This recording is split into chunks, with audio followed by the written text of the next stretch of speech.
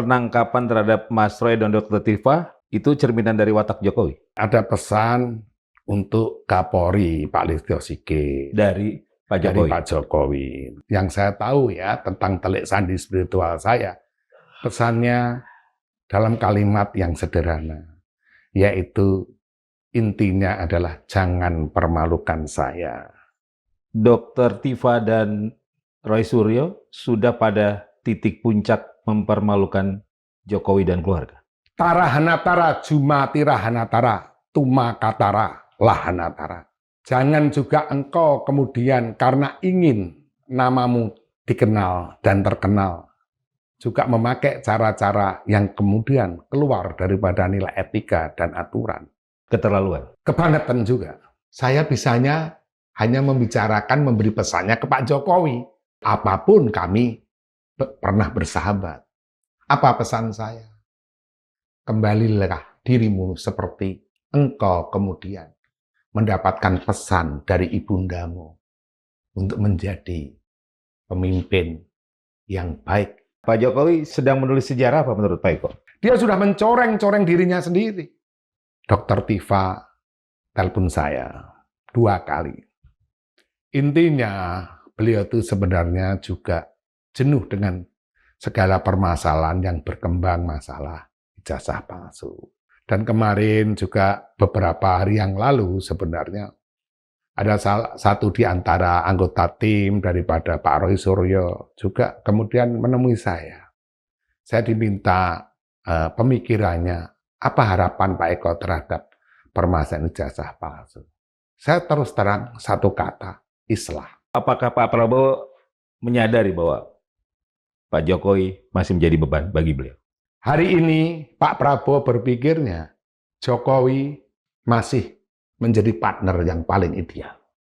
Partner? Partner. Tetapi Pak Prabowo nggak tahu, kurang paham, atau tahu tapi tidak bisa berbuat apa-apa.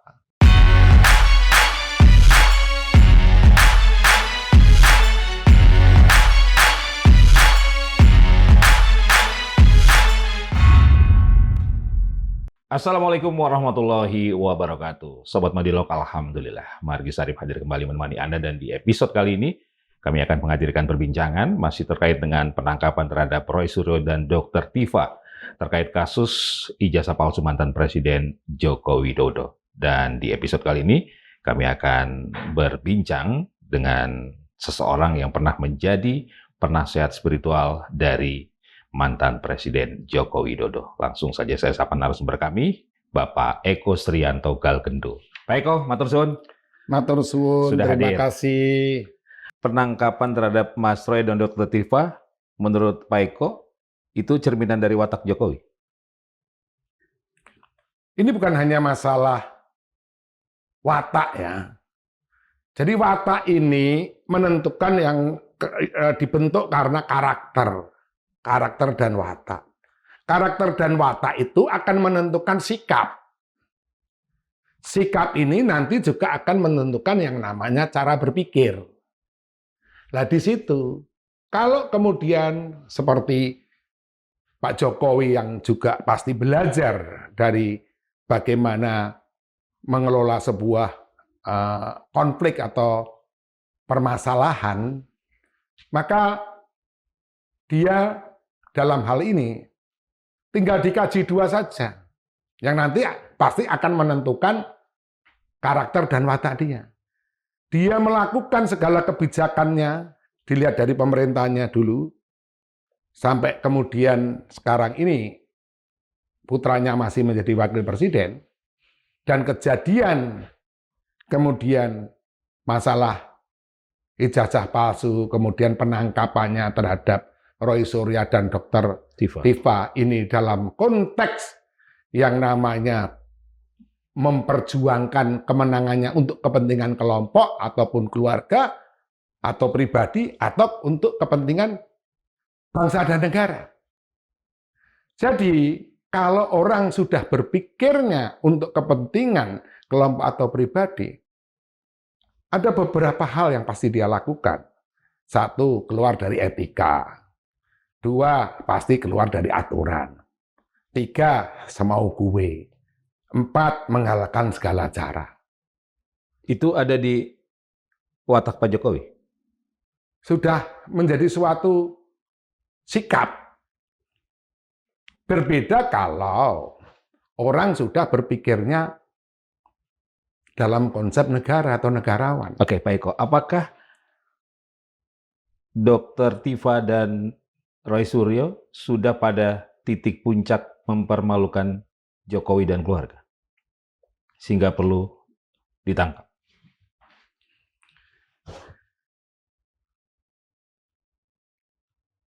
Kebangetan juga.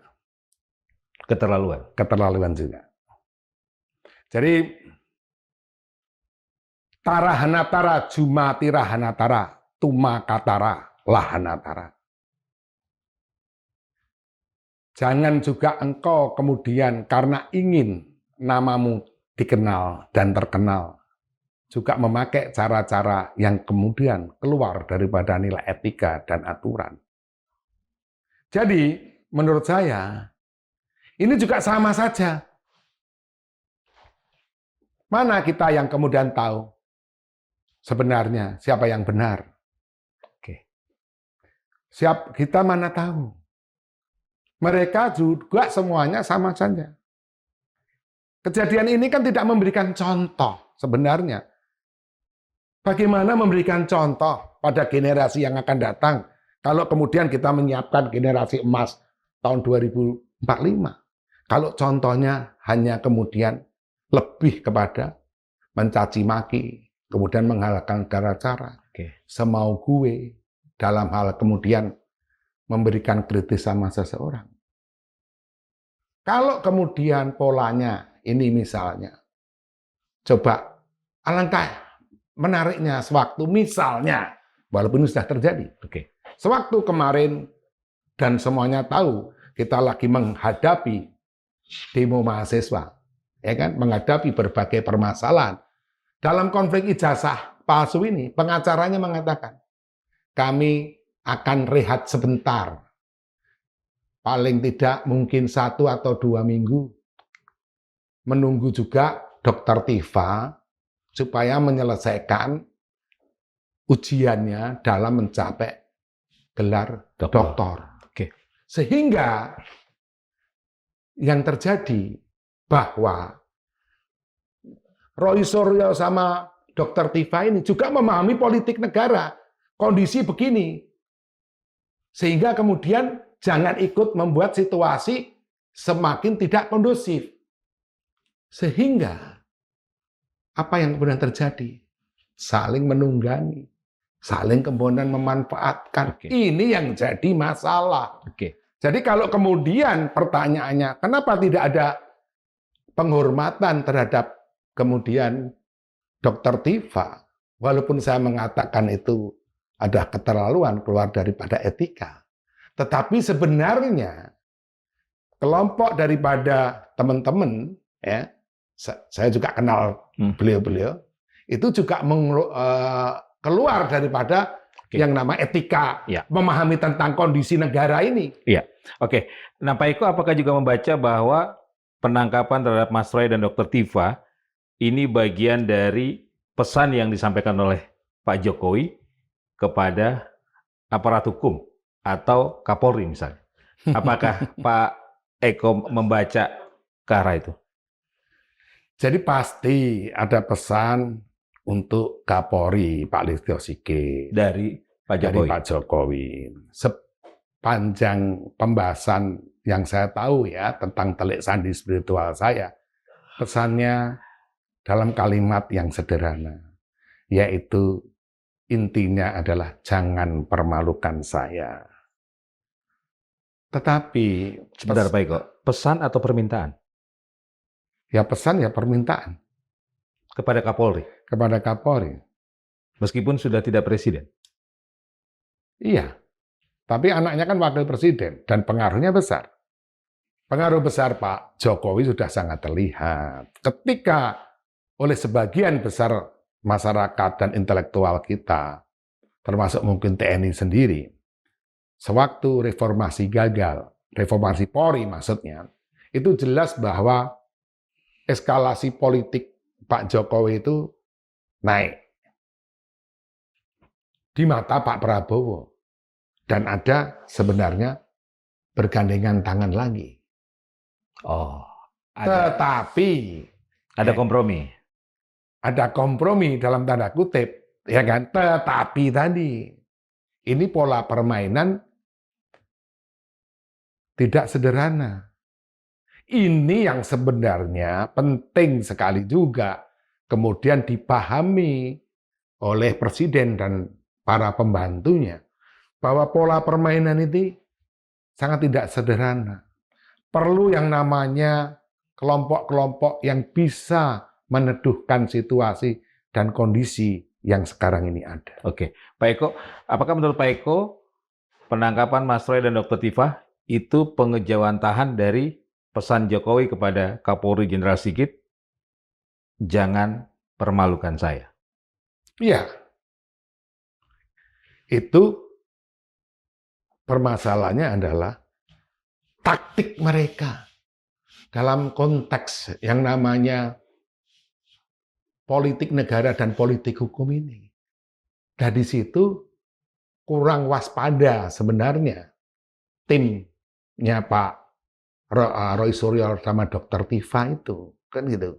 Nah, di situ sudah semuanya sudah sangat kemudian sistematis untuk istilah mengotak mereka dalam konteks tadi keamanan negara tadi, dan pasti diarahkan mereka. Nanti artinya kalau keamanan negara, penolakan yang dilakukan oleh Roy Suryo dan Dr. Tifah itu membuat negara tidak aman. Udah jelas kesimpulannya ke sana. Kalau tidak dilakukan penangkapan. Kalau tidak dilakukan penangkapan. Apa implikasi terberatnya? Maksudnya? Iya, dalam konteks keamanan negara.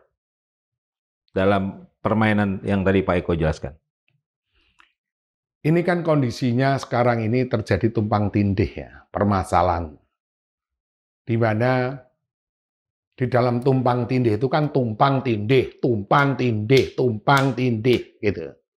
Nah, kita pastinya harus kemudian mengkaji itu dari berbagai kepentingan dan pola berbagai sudut pandang, kan begitu. Tidak bisa kemudian ini dilihat hanya dari satu sudut pandang juga. Karena yang penting di sini utamanya adalah bagaimana segala sesuatu kejadian yang sekarang ini ada, itu menjadi pembelajaran kita bersama, menjadi kaca benggala kita bersama, menjadi tempat bercermin kita bersama, terutama adalah para pemimpin. Kalau sudah menjadi pemimpin, apalagi sudah menjadi presiden, saya selalu sering mengutarakan berkali-kali, jadilah bapak, jangan kemudian memanajemen konflik. Apa kaitannya penangkapan Mas Roy dan Dr. Tifah dengan situasi akhir-akhir ini, di mana mahasiswa sudah mulai turun, sudah mulai ada gerakan-gerakan yang mempertanyakan kebijakan dan kepemimpinan dari Presiden Prabowo Subianto? Ada catatan ya, yang kita bisa baca pakai bahasa bumi. Murahanatara tuka mijanatara tarahanatatu. Jamarahanatatu katarahanata. Sewaktu seseorang politikus yang dia berusaha untuk mendalangi berbagai suatu permasalahan, maka karena pengalamannya sebagai kepala negara, dia memiliki suatu kemampuan untuk kemudian mengatur regulasi, aturan, bahkan suatu sistem untuk menangani suatu masalah. Artinya, kalau ini berhubungan dengan Jokowi, Jokowi memiliki pengalaman, relasi, dan jaringan tersebut. Sehingga permasalahan ijazah palsu ini dari awal sudah masuk penangannya oleh kepolisian, subdit keamanan negara. Di mana itu sudah jelas bahwa ranah yang kemudian akan diambil sewaktu situasi kemudian terjadi seperti ini, di mana berbagai permasalahan timbul, maka kemudian terjadi suatu percepatan. Saya mengutarakan ini bukan dalam arti like and dislike, supaya kita bersama-sama belajar bahwa ada kepentingan yang lebih besar lagi dari permasalahan ijazah palsu tersebut. Ya. Itu yang ingin kami utarakan gitu. Karena kalau kita bicara yang namanya politik negara, kepentingan negara, dalam kondisi yang seperti ini dikhawatirkan ada suatu tumpang tindih kepentingan yang kemudian secara masif dikhawatirkan akan kemudian membesar. Dan itu terjadi suatu kolaborasi. Itu yang kemudian dikhawatirkan. Sampai kemudian kita bisa lihat, masuknya PDIP yang kalau dicermati berusaha untuk kemudian menjadi dalang juga dari permasalahan ini. Pastinya dalang yang lama juga tidak ingin Dalam kasus ijazah. dalam kasus ijazah tidak ingin itu juga ditimpali oleh dalang yang lain. Jadi siapa dalang sebenarnya? Seperti yang saya pernah utarakan, tetapi kita akan kaji ini lebih luas lagi. Bahwa ada dalang yang kemudian didalangkan. Dalang yang didalangkan. Dalang yang didalangkan. Ini baru masalah kasus ijazah palsu. Di situ ada 4 hal. Yaitu 1, pemain. Kedua, pemain dia merasa merangkap dalang. Ketiga adalah dalang.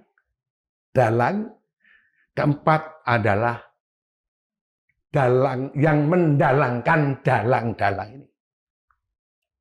Kalau kemudian pertanyaannya, di mana posisi mereka yang kemudian bawah tangan memberikan support kepada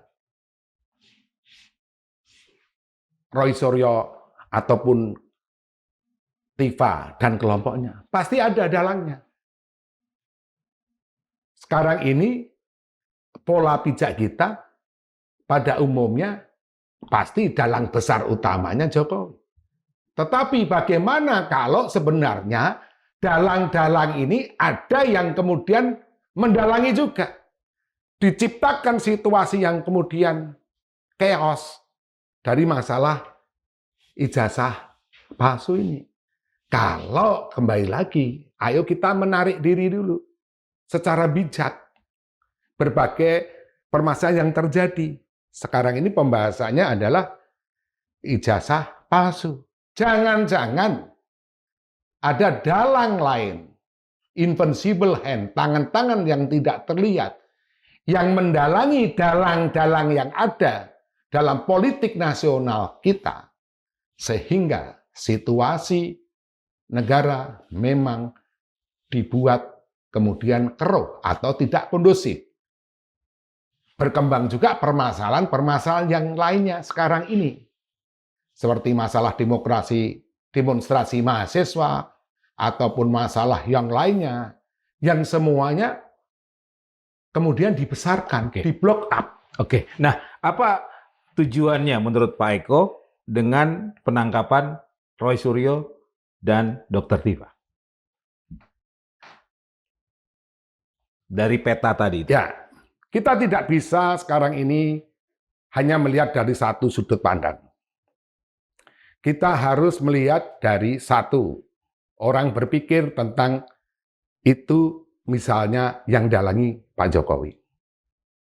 Tetapi kita juga harus melihat kepentingan pemerintah di sini, kepentingan Pak Prabowo Subianto sebagai presiden. Ketiga, masyarakat sendiri. Kalau kita mulai dari masyarakat, saya juga mencoba untuk menangkap dan kemudian bertanya kepada masyarakat secara langsung terhadap permasalahan ijazah palsu yang sudah bertahun-tahun kemudian berkembang. Kalau kemudian persentase yang paling kemudian luas, pastinya adalah masyarakat awam, masyarakat biasa, yang mereka melihat bahwa itu bukan sesuatu hal yang kemudian cukup penting bagi mereka. Karena bagi mereka yang cukup penting itu, yang utama itu adalah masalah ekonomi. Ini bagi mereka, masalah segala sesuatu lah yang menjadikan kebutuhan-kebutuhan utama atau primer mereka. Kalau kemudian yang mengikuti ini, kalau kemudian kita petakan masyarakat yang mengikuti, saya kira yang aktif, kalau kemudian dihitung, apa ada 1% dari jumlah masyarakat kita. Kalau 1% saja, jumlah penduduk kita berapa sekarang ini? Misalnya 280 juta. Kalau 1% itu berarti adalah 28 juta. Ada nggak kemudian yang menghitung 1 juta? Yang aktif ya.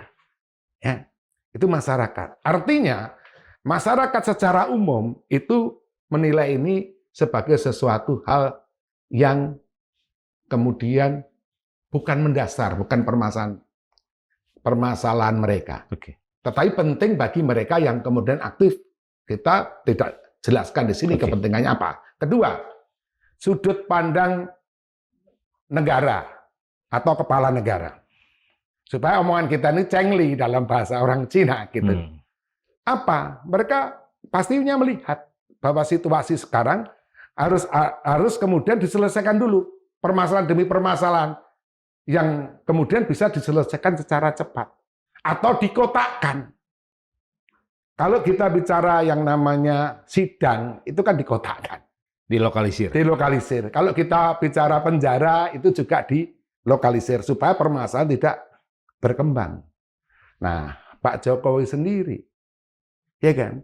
Apakah dia berpikir dalam hal ini sebagai kemudian mantan presiden atau pernah menjadi presiden dalam pemahaman berpikir politik negara, yaitu menjaga situasi yang kemudian kondusif, seperti yang kemudian Presiden Prabowo inginkan, atau kemudian karena dia pengen menang di situ. Ini yang kemudian mesti dikaji lebih dalam lagi. Kalau menurut saya, tarahana tumamita hanatara, jamara hanataru, tikara hanatara. Jokowi dan timnya hanya berpikir bagaimana mereka bisa menyelamatkan muka Pak Jokowi. Pak Eko ada melihat benang merah nggak? Atau ada irisan nggak? Misalnya kalau kita lihat kan sebelum peristiwa penangkapan Mas Roy dan Dr. Tifa, ada pengesahan RUU Polri. Kemudian juga hasil dari tim percepatan reformasi Polri yang dibentuk oleh Pak Prabowo, banyak hal yang tidak diakomodir. Bahkan saat pengesahan, Ketua Komisi 3 DPR, Habibur Rahman mengatakan Jenderal Listio Sigit adalah Kapolri terbaik sepanjang masa. Kemudian kemarin ada pertemuan antara Mas Didit Prabowo dengan Pak Jokowi di Solo. Pak Eko melihat ada irisan, ada benang merahnya atau tidak dengan penangkapan ini? Jadi kita ini jangan hanya kemudian dicermati. Kita sama-sama belajar. Apapun Mas Didit ini dalam keluarga internal Pak Prabowo, dia adalah orang yang bisa menjadi mediator yang baik. Penyampai pesan. Bisa penyampai pesan dengan ketulusan dia. Di situ Pak Jokowi tidak perlu mengutarakan kalau ke Mas Didit apa yang menjadi keinginannya. Karena dia juga tahu Mas Didit orangnya peka dan baik. Cukup dengan kemudian bertemu Pak Jokowi berperan sebagai orang tua, Mas Didit merasa nyaman. Tetapi di situ sebenarnya yang perlu kemudian digarisbawahi, ya, yang saya khawatirkan, semoga ini tidak kemudian terjadi, ada musang berbulu domba. Ini yang saya khawatirkan. Ada sesuatu hal yang kemudian menjadi standar ganda antara pertemuan yang kemudian sangat sederhana sepertinya kekeluargaan. Tetapi sebenarnya jamarahanatara, tumamihataranata, tukarahanata. Ada kepentingan politik besar yang kemudian ada di situ. Jadi ada kemungkinan pihak lain memanfaatkan momentum itu. Utamanya pasti bukan pihak lain yang kemudian ada di situ. Di dalam pertemuan itu. Hanya harapan saya pastinya. Musang berbulu domba itu. Sudahi hal seperti itu. Harapan saya ini. Ya kan? Sudahi hal seperti itu. Berarti di internal ini? Di internal. Internal siapa, Pak? Di internal kemudian mereka yang kemudian secara tidak langsung menitipkan pesan tersembunyi. Pesannya tersembunyi, tidak diutarakan. Nama aja musang berbulu domba, ya kan? Siapa yang mau dimakan, siapa yang mau memakan. Kan gitu. Nah, dalam hal ini, hati-hati, harus waspada. Kalau harapan saya terhadap Mas Didit, pastinya, kita ini kan satu terah dari Kanjeng Gusti Pangeran Arya Adipati Mangkunegara III dengan keluarga Putin Soeharto. Bahwa Tarahanatara Janatara Tumamita Hanatarata. Mereka orang-orang yang baik dan tulus akan kemudian juga dijaga oleh alam dan bumi ini, termasuk para leluhurnya. Itu harapan saya. Bagaimana kita bisa memberikan suatu kesadaran, bagaimana kita bisa memberikan suatu penyadaran terhadap para pemimpin-pemimpin ini.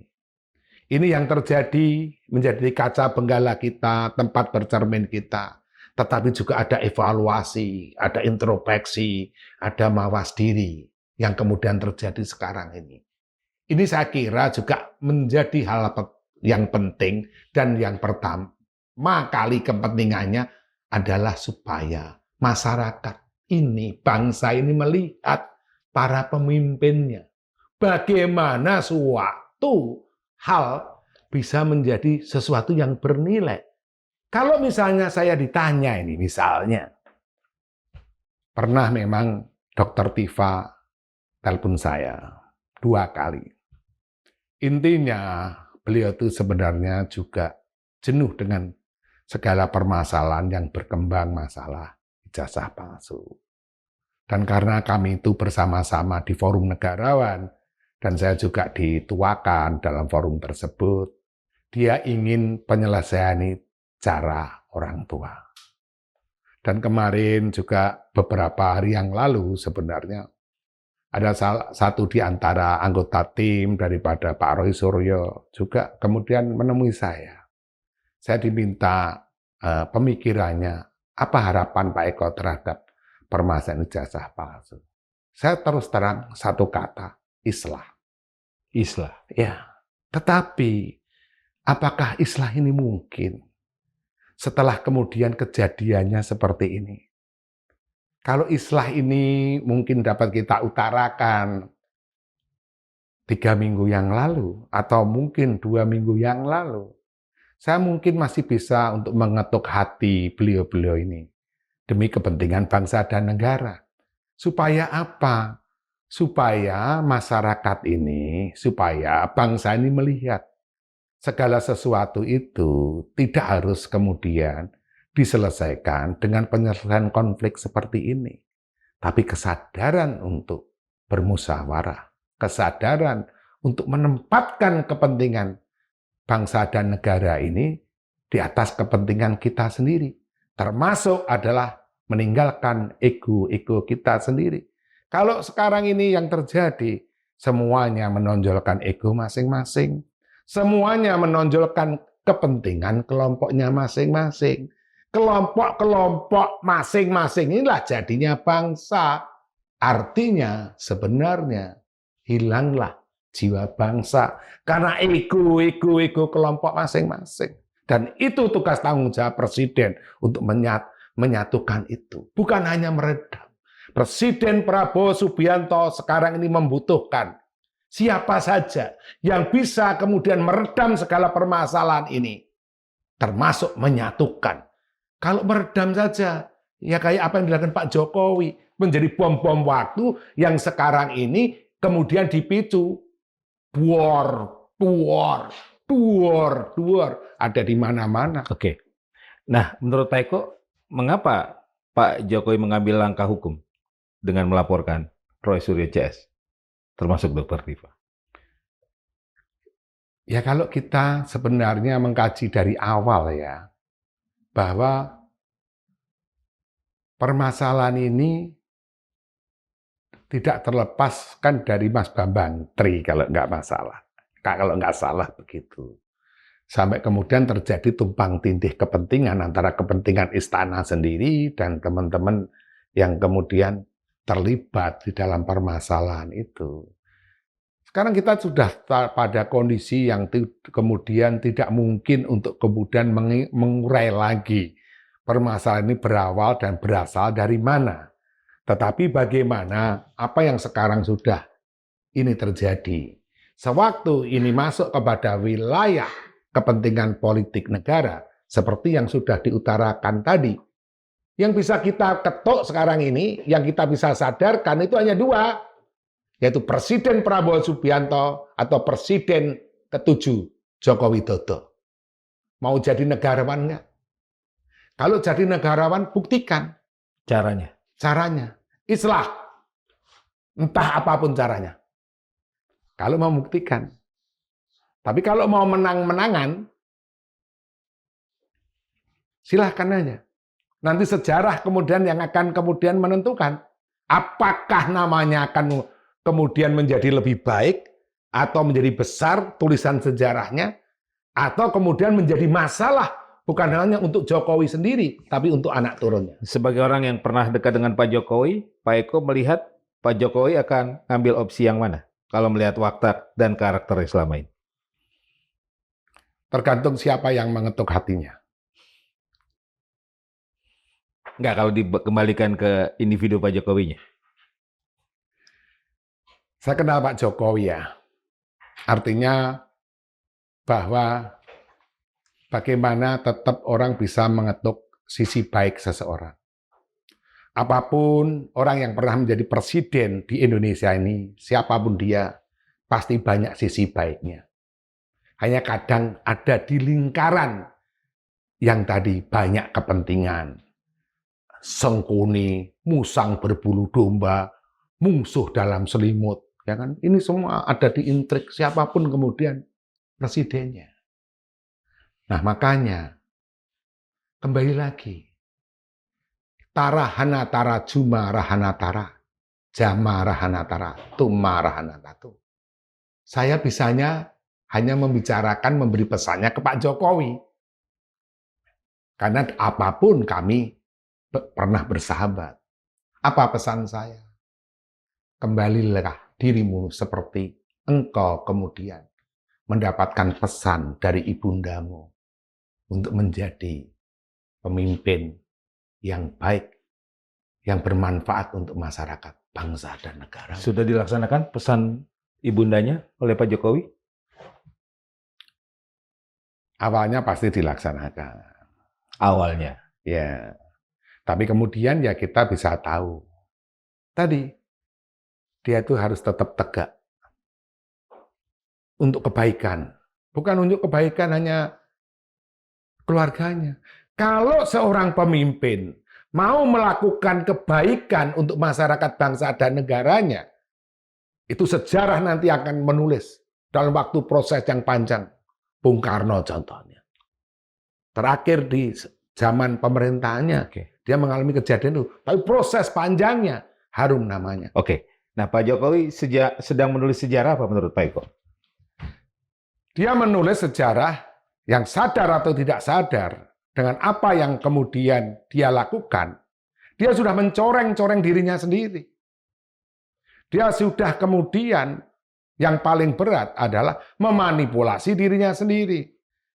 Orang hidup ini yang paling berat kalau sudah kemudian memanipulasi dirinya sendiri. Contohnya? Berbohong terhadap dirinya sendiri. Lah, artinya sebenarnya ada karakter Pak Jokowi yang sebenarnya juga tidak setiap orang menangkap.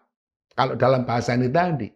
Ya dia, siapapun presiden ini sudah jelas, dia akan punya karakter yang lebih baik dari umumnya orang. Tetapi bagaimana kemudian ada yang bisa mengetuk hatinya. Siapa yang sekarang ini yang bisa mengetuk hatinya Joko Widodo? Siapa yang kemudian bisa mengetuk hatinya Prabowo? Siapa yang bisa mengetuk hatinya Dr. Tifa? Siapa yang bisa mengetuk hatinya Roy Suryo dan timnya untuk berkesadaran bahwa ada kepentingan yang lebih besar lagi di tengah kondisi global yang seperti ini? Pak Prabowo menurut Pak Eko sudah menyadari karakter dan watak Pak Jokowi, salah satunya tadi yang menurut Pak Eko memanipulasi diri? Dia tahu, paham, ngerti. Tahu, paham, ngerti. Ada karakter seperti itu.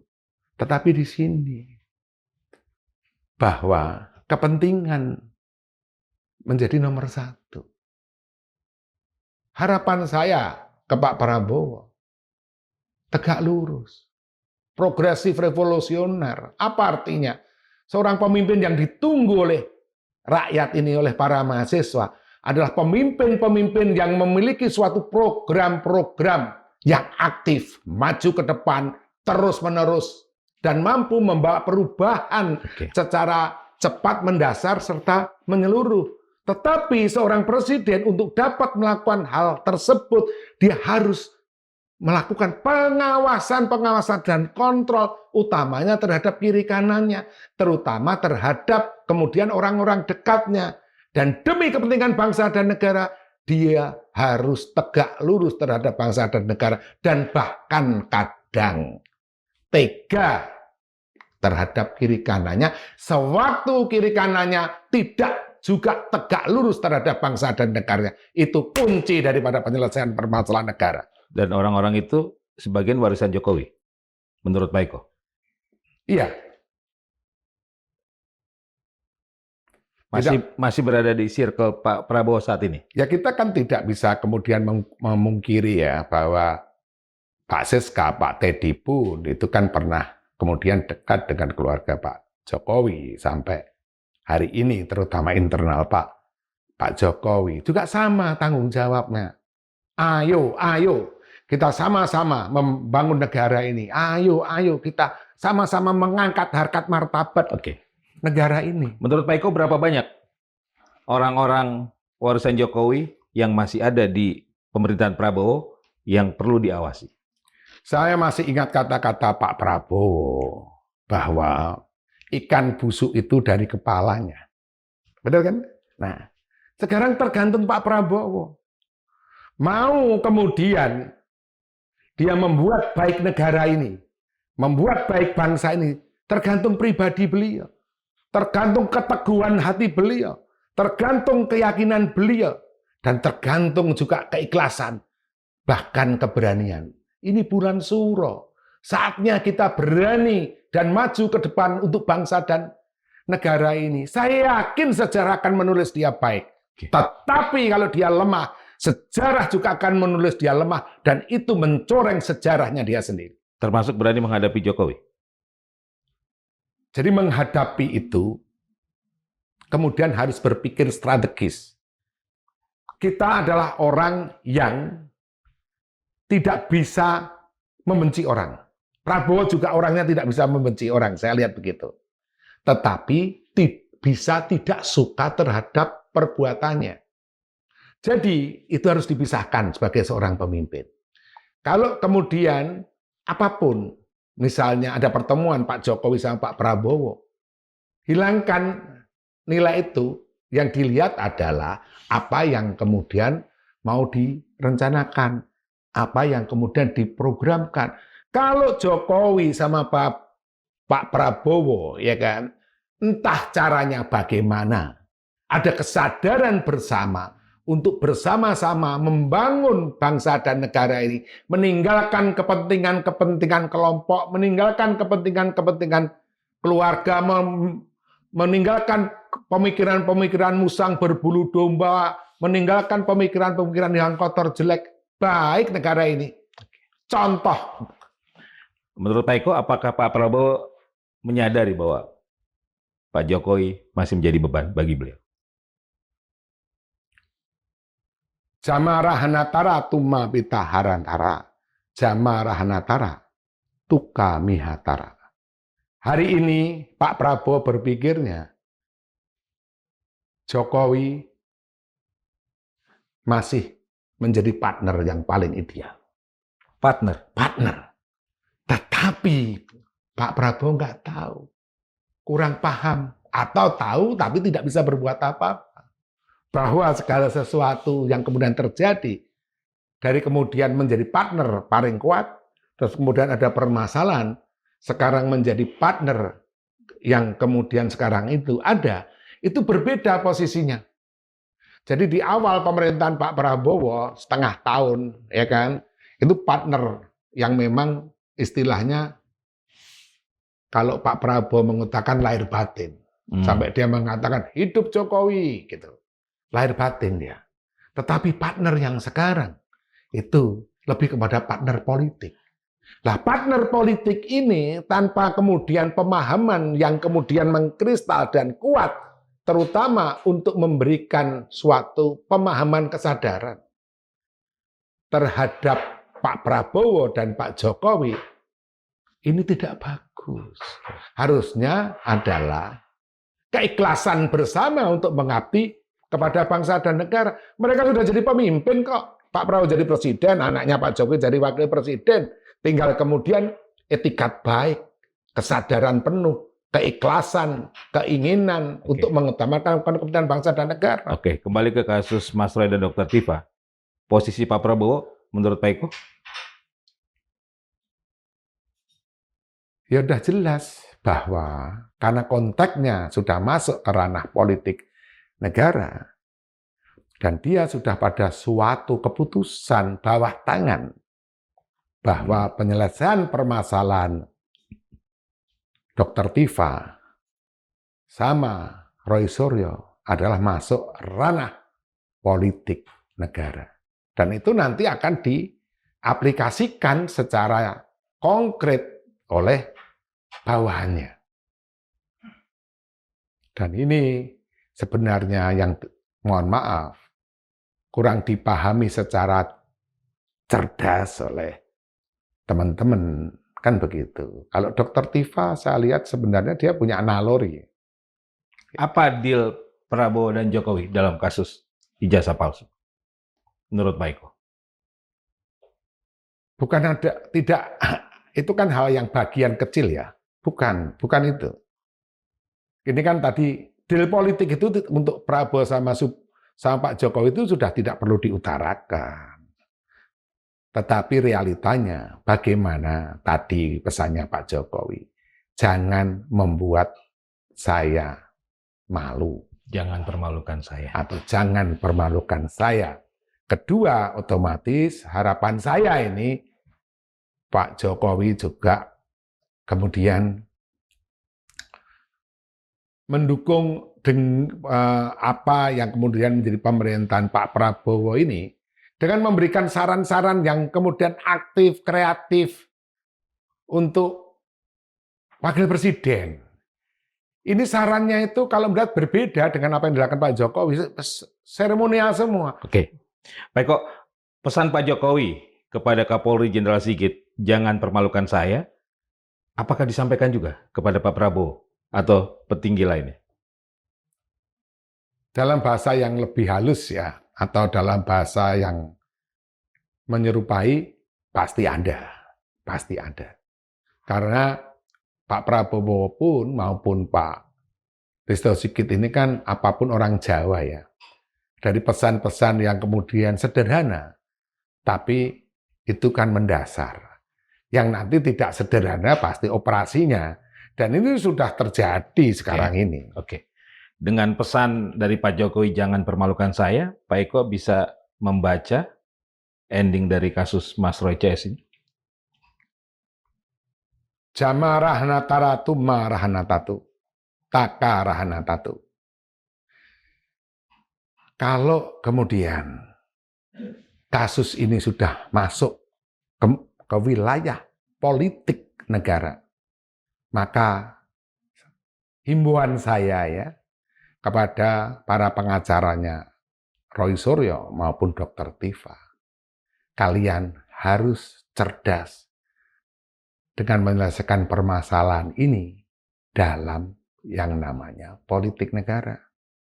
Apa outputnya? Dalam bentuk apa? Usulan saya, walaupun ini sudah tidak logis karena waktunya sudah tidak tepat, sudah terlambat, islah. Itu dari Pak Eko. Ya. Terima kasih Pak Eko.